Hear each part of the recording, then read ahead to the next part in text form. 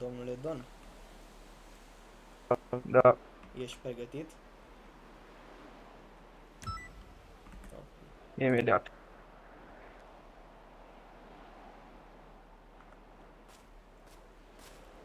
Ai spus că ai un discurs. Da, am un discurs. La 3 persoane din această familie.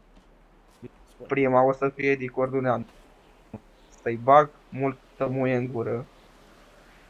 Așa. A doua este Bobby.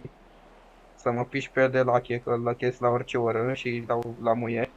Și a treia, jegul familiei Robert Negru, o să băga mea și pula în gura lui. Ai terminat? Și Gata, nu o să iei niciodată oficiala. îi dau eu. Gata Gata? discursul? Da. Pregătit? Nu. Nu? Da. Sentință ușoară în rai.